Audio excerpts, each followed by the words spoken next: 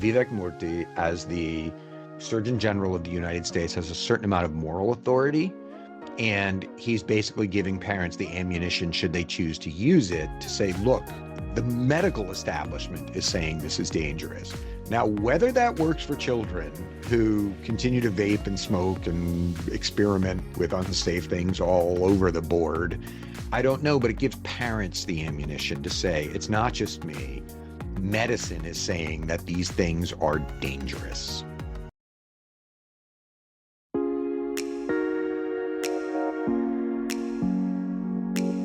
Hi, everybody. Welcome back. I'm Gabriel Allen Cummings. And I'm Brad Davidson, and this is Breaking the Code, a podcast series that takes the BS out of behavioral science. We hope to arm you, our listeners, with the tools you need to make sense of behavioral science and help you apply it to your work as communication extraordinaires. All right, everybody, welcome back. It is another episode of me and Brad. Sanika is away. She is just given birth to Scarlett Garcia. So congratulations to Sanika. Wishing you health and everything. Mom and baby are doing well. Yes, which is great news all around for HMA, Breaking Code family, Havas family. Super happy for Sanika. That's right, a future anthropologist. And today we have a pretty interesting topic to go through. The Surgeon General, Vivek Murthy, recently wrote an opinion piece in the New York Times calling for warning labels to be placed on social media platforms. This was to protect children from the mental health harms that platforms can provide. The article mentions that Murthy has had conversations with parents and children affected by social media, which fuels the urgency that you would see in reading the piece. We'll leave the piece in the show notes, of course, but I think a good place to start, Brad, for you and I, is to talk about the risk benefit of using social media. And risk is not a term I'd usually associate with going on social media, but neither would I with using a warning label per se. So Brad, I'll kick it over to you to talk us through the risk benefit dynamic that's going on there. There's a lot to be said for placing information to help people make, decisions that are based in fact, right? Like that's what we're trying to do when we put warning labels on things like, go ahead and do this, but something bad might happen. Now, I think we've gotten to the point where warning labels are everywhere and we ignore them. I think they're more a way of avoiding litigation, but like one of the most famous warning labels that people talk about as being ridiculous was actually not ridiculous, right? So the McDonald's coffee is hot. Everybody made fun of that. But the reality is McDonald's had its coffee at a dangerously high level for a long time, and then went on according to my friend, the defense attorney in DC, who sometimes takes very strong stances on things, but he said basically it was a slander. It was a slam job that they tried to make this woman ridiculous for having asked for a warning label to be put on, but McDonald's had been burning people for years. She needed grafts and all this stuff. It was not a trivial burn. So, I think warning labels come with a bit of irony, or people point at them and they kind of go like danger, and they go, well, then I'm going to do it, right? Warning labels are sometimes seen as almost a how-to guide, right? And certainly when I was a teenager and the warning labels about explicit lyrics started showing up on albums, that just meant we wanted that album, not the cleaned up version, So when you start talking about things like warning labels, you're really starting to talk about things like risk and benefit. And when you start talking about things like risk for teenagers, that's appealing. Risk is not something that teenagers want to avoid. They actually sort of sidle up to risk and go like, hey, I'd like to get to know you better, and appropriate in the sense that that's how you become an adult and learn what is and isn't a good idea. A large part of wisdom comes from making bad choices, as they say, right? So that's why the older wise, they've made all their bad decisions. So that's a long way of saying there's a complex relationship with things like warning labels and with measuring risk and benefit in general. So first, let's just say social media is both a boon and a bane. Like many, many, many things, it has positives and negatives.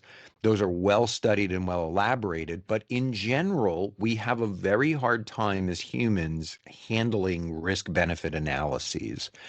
And the classic example is the low probability, high consequence event, like being on an airplane that is hijacked, or being the one person out of a million who ends up in trouble doing XYZ thing that might kill you, but probably won't, but you're the one it does, right? And so in retrospect, you never should have done that thing. But given 1 in a million odds, you'd probably do it. It turns out we're making these very difficult risk assessments all the time, and our brains are wired to either think something will happen or won't. So if you think terrorists will attack you, you won't fly anymore. And if you go, it'll never happen, even if it could happen, but probably won't happen, then you keep flying and you just put it out of the back of your mind. That's how we generally handle these things. What's much more complicated is the idea that social media is chronically affecting you and chronically doing something. It's not social media, it's the volume of social media, or it's the type of social media. And this gets to the risk benefit discussions around things like participation in team sports that are contact sports. Everybody immediately goes to football or rugby, but it turns out soccer has a very high percentage of concussions, lacrosse, wrestling. Believe it or not, one of the number one sports for concussions in high school girls, and I think part of the problem is we don't think of it as a sport, but it's cheerleading, because they throw a girl way high in the air, the flyer, and then she hits the ground and she gets a concussion. It's not funny, but it's, like, we don't think of risk benefit in terms of percentages of athletes harmed versus percentages of athletes benefiting, because the same athlete is both exposed to harm and benefit. You have this idea that participating in risky behavior is an either or. You're either like on the Red Bull team jumping on a bicycle out of a balloon into a pond somewhere, or you're living in bubble wrap and making very wise choices and investing in your future. The reality is a lot of what we do as children is dangerous and helpful. Boy Scouts is another example of that, where we go out camping in 0-degree weather. That's dangerous, but we do it because we believe that you learn a lot from doing that. And we try and keep it as safe as possible, but I cannot promise people that nothing bad will happen in 0-degree camping. All I can promise is we'll do our very best to prevent it. We haven't even talked about what the pluses and minuses of social media are. So I'll leave that for the next sort of set of question and answer. But I think this to get back to Vivek Murthy, what he's trying to do is raise awareness so that people have a better sense of the danger that they're exposing children to, or adolescents to. And his hope would be, and I know this because I listened to him interviewed 3 times this weekend in preparation for this. His hope is that people will be a little bit more thoughtful about what they expose their children to. He's not saying don't put them on social media. He's saying there's dangers. He's saying you may want to discuss age limits. Like him and his wife have decided their children won't get social media until they're a certain age. Literally this weekend, my oldest child told me that our preventing them from being on social media until that age, which is what we did, caused them to be socially outcast. And I was like, you are exaggerating. There was plenty of social stuff you did. But he felt acutely the lack of participation in social media spheres. Remember, social media covers everything from LinkedIn down to like MySpace. And so I think it sounds very simple to say we're going to put a warning label on it. What do you want me to do with that information? Do you just want me to be anxious? Do you want me to ban my children? Neither of those things is what they're intending. I just don't know if it's going to work. What they're intending is that people be more thoughtful about when they hand network connected pocket supercomputers to children who have a bad sense of risk. I'm pulling 2 things out of what you said. That was really interesting there. The idea of warning labels is like the explicit warning of danger.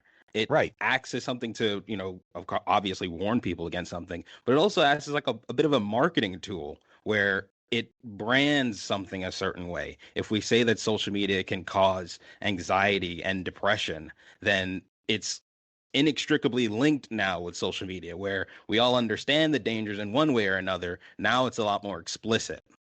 Look, packaging nihilism to teenagers is not hard, you know? And so, and we know that the prefrontal cortex is not fully developed. We know that they don't have a good sense of risk benefit, the way that we would define a good sense of risk benefit. So something that makes sense to a teenager makes no sense to somebody in their like mid 20s kind of thing. And you're getting there now. And I'm sure there's things you did where you're like, why would I do that? You know, and there's things I did as a teenager where I'm like, why did I do that? The risk was definitely not worth the reward. I think the idea that we can sell based on risk is underappreciated, right? But I'm reminded of Jolt Cola, which you are too young to remember. It's now a nostalgia brand, but it was all the sugar and twice the caffeine, and it had a big lightning bolt. And their whole point was like, yeah, you can go for like diet caffeine free Coke. Why would you? Like, you only live once. Plug your finger into a light socket and go.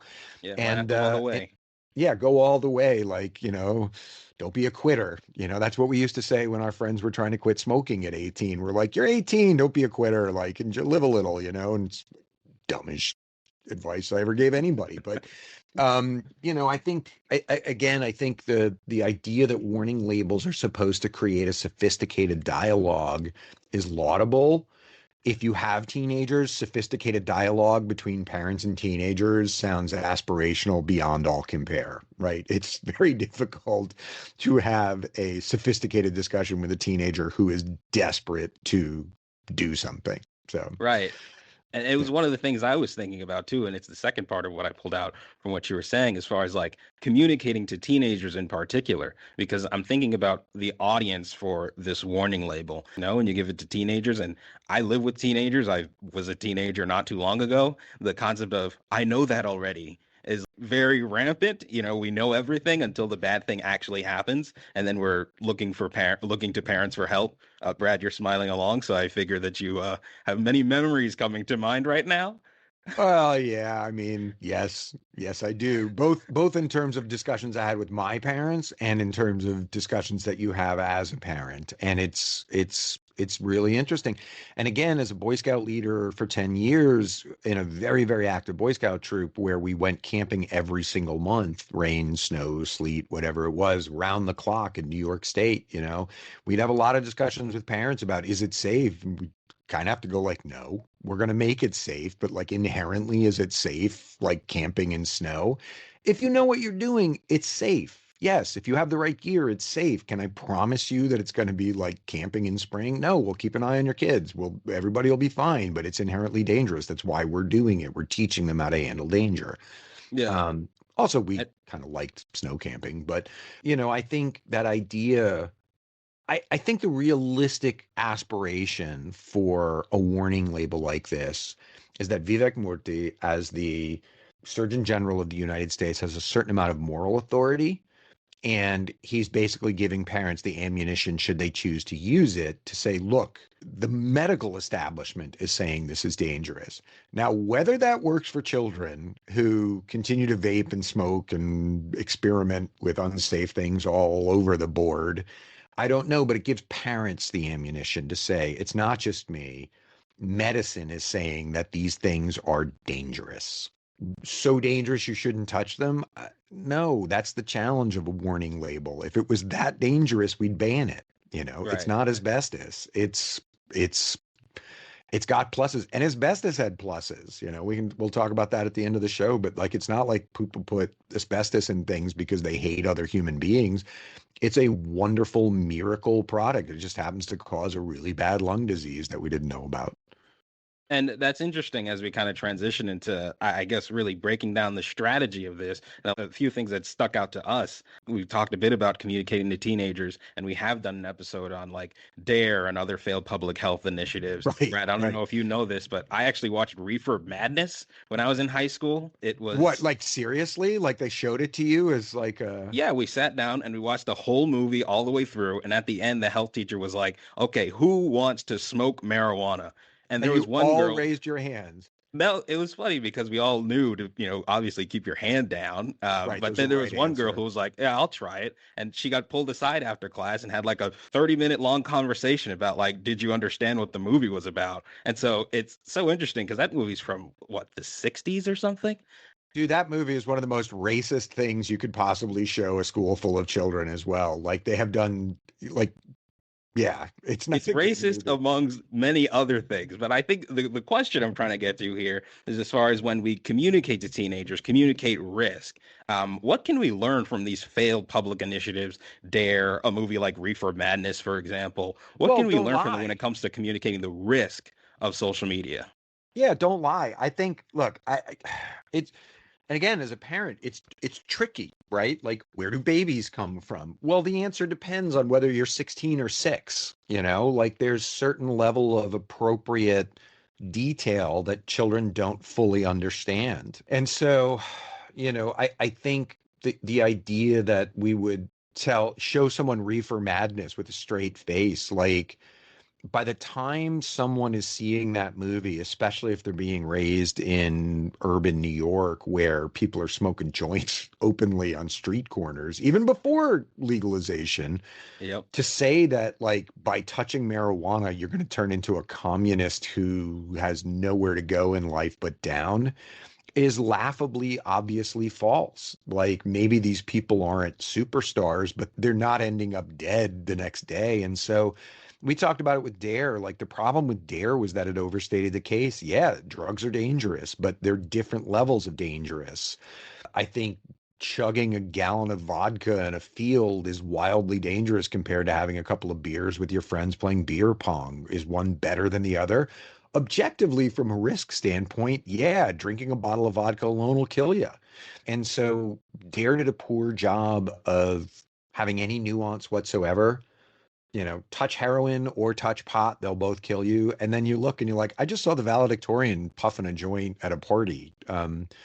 They wildly underestimated incidents of things like marijuana because the people who put out the stuff were just not at all exposed to that part of the culture, right? This is one of the problems.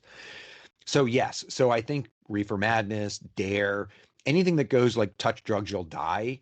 That sort of fear-based stuff works until you touch a joint and go like, oh, this was pretty good. What works better is, and again, better. It depends on what your goal is, right? If abstinence is the goal, then teach abstinence. But we know from sex ed, abstinence just increases unwanted pregnancies when you teach it. So when you teach abstinence to drugs, you don't teach people any coping skills for things like how to say no to your peers.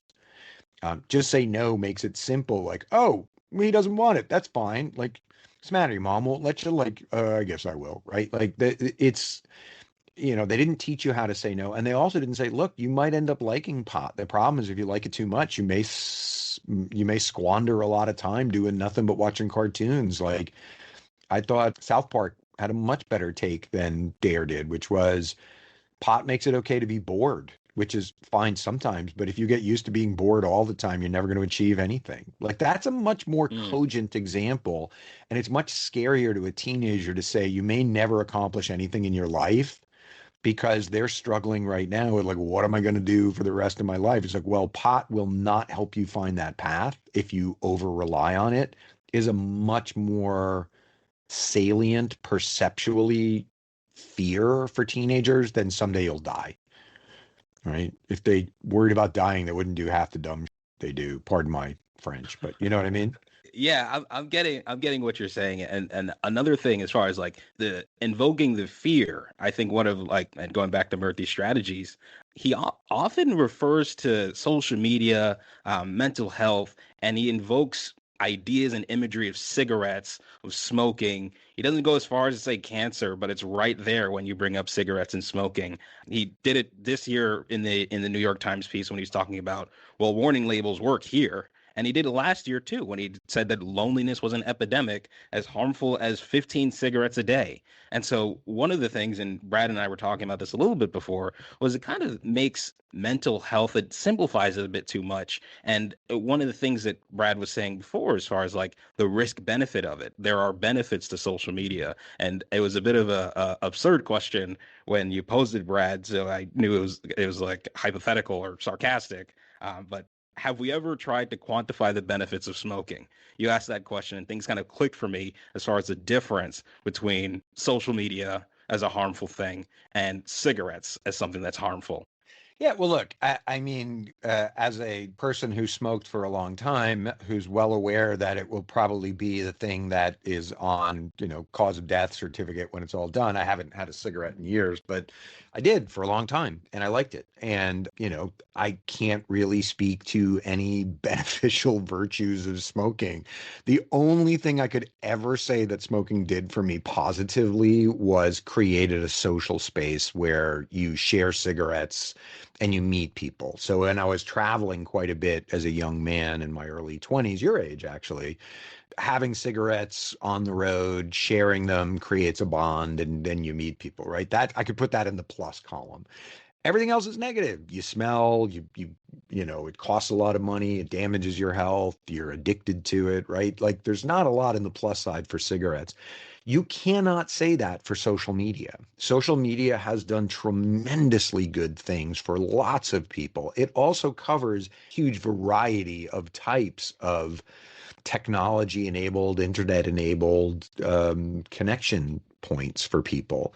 People use Facebook to really sort of have a social life and to keep track with friends who've disappeared to the mists of time. So once upon a time, you got on a boat to the new world and never heard from somebody again. Now you like every day you get pictures from your friends back home of your kids growing up or whatever it is, right? So there are benefits to creating a society. A woman, Dana Boyd, wrote a book, It's Complicated. She was the first person to be inducted into the South by Southwest Hall of Fame, I think on the digital side. She's a researcher. She's very interesting. She's on the spectrum, self-identified on the spectrum, and she talks about how important social media is for people on the spectrum, for people who feel like loners and outcasts in school. So as much as social media is used to bully, it's also used to find like-minded people in other worlds, virtual worlds, Second Life, that sort of stuff. In other words, as much as we say social media is negative, it does have tremendous positives for job seekers. I use it all the time. I use LinkedIn in one way. I use Facebook in another. I try not to mix them. People are complaining these days that LinkedIn has become Facebook, but it's not, but it is starting to lose the taboos around emotional posts, like especially job seekers these days. I think the question, does a 12-year-old need a MySpace page? I'm using MySpace deliberately, right? Because it's gone, so it doesn't matter anymore. Yeah.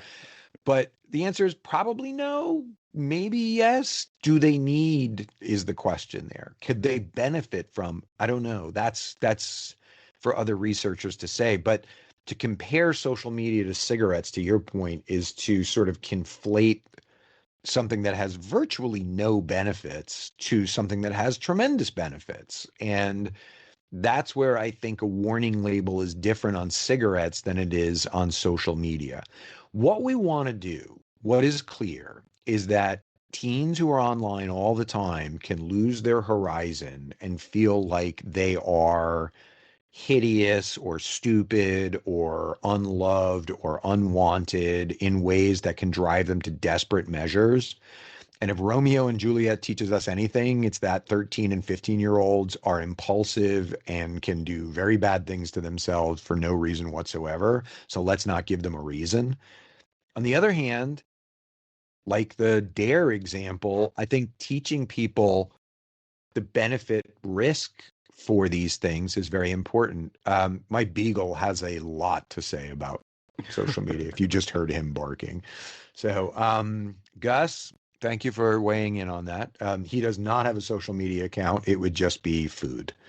So, it's so funny because you said like the 12-year-old asking their parent for a MySpace, and I feel like nowadays the parent will actually give them a MySpace, and that's because nobody's on it. It'd be the one thing that they can control, that's safe, that nobody uses, but you still technically have social media. It's like when a child asks for a phone and they get the small BlackBerry or the Obama phone. correct. It's like, this is not what I had in mind. This is Right. not what I wanted to use. And so I feel like there's always been this idea of like parents trying to control, trying to understand what's out there. There's the fear of the unknown that I see a lot in parents that I talk to, in my mother.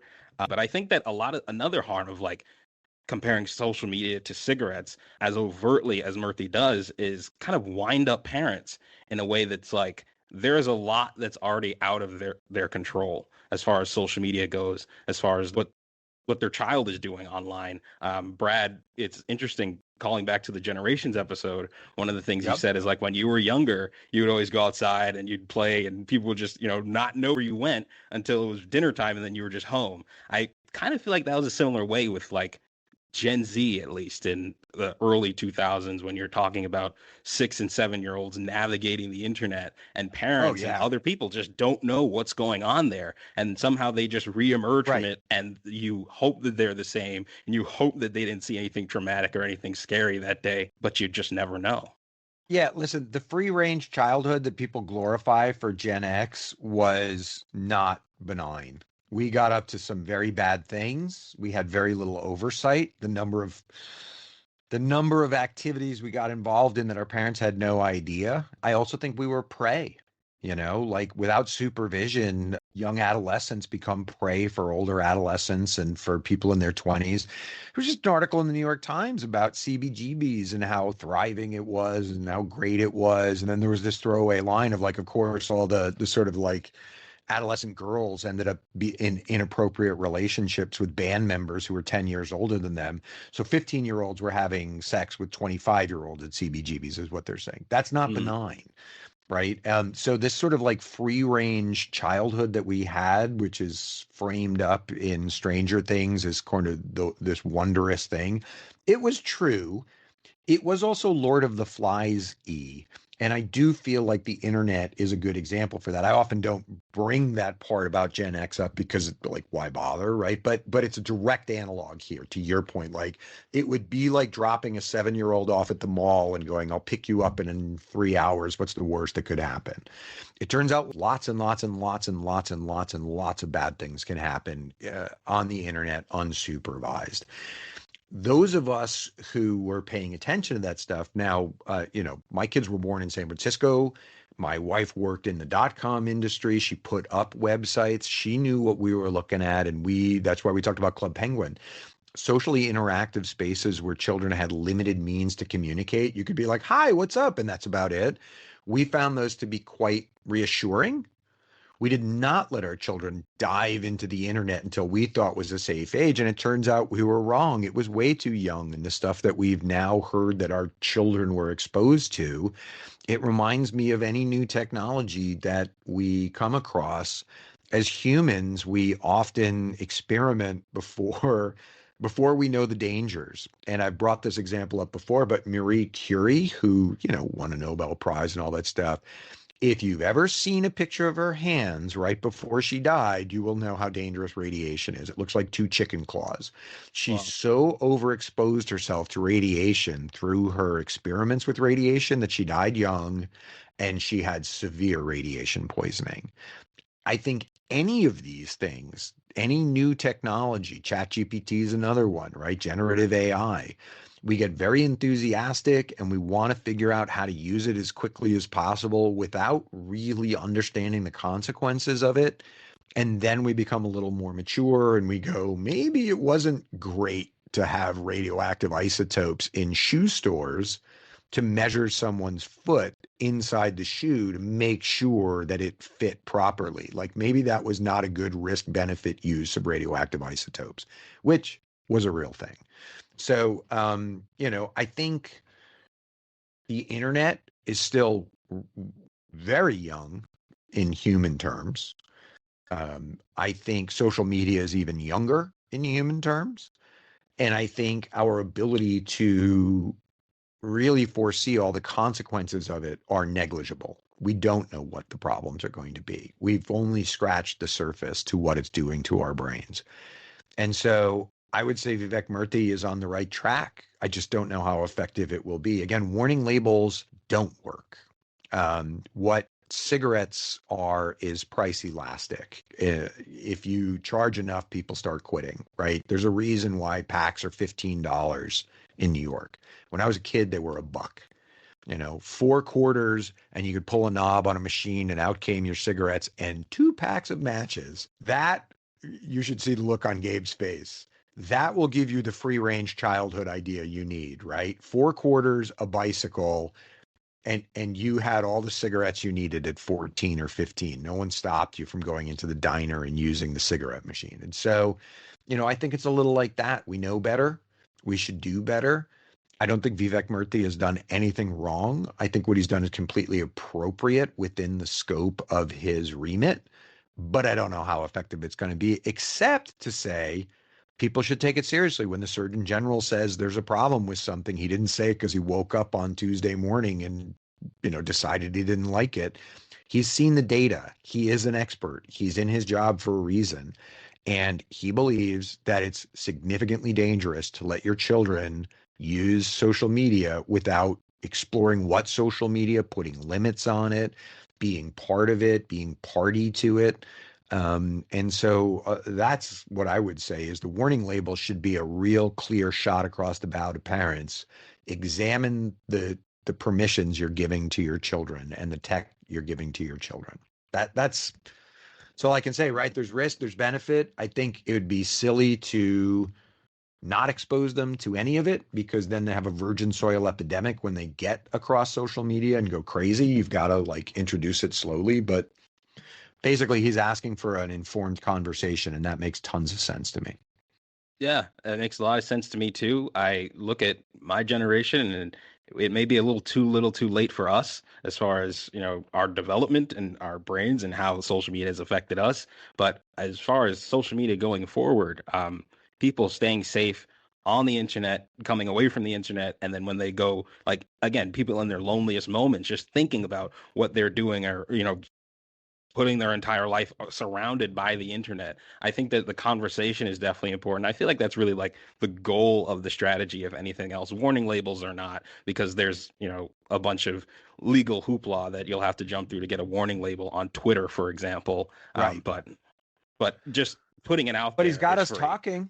I think he's got us talking. Is there proof that getting people talking about a topic solves the topic? You can't come up with a solution until people start talking about it, until you create some kind of public awareness, So yeah, I think he's done a good thing. I'm all in favor of it. I've been a big fan of every Surgeon General we've had. I think we do a good job selecting people who take the job very seriously and who try and help America be as healthy as possible. So Vivek Murthy, if you're listening to this, you're not. You never will. But thank you for doing it. I certainly. Oh, okay. Yes. True. The risk benefit of him listening is small, but it could happen. Brad, I think this has been a pretty great conversation. I feel like we've covered everything. Ready to wrap up? I am super ready to wrap up. I think this was a fascinating topic, very timely.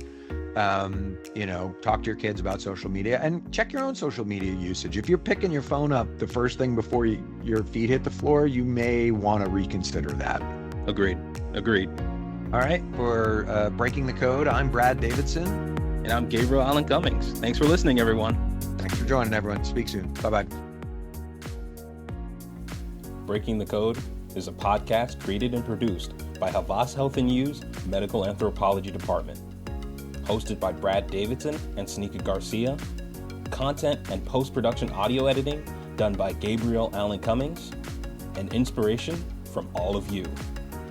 Thank you for listening and for your continued support. If you enjoy these episodes, we would love to hear from you.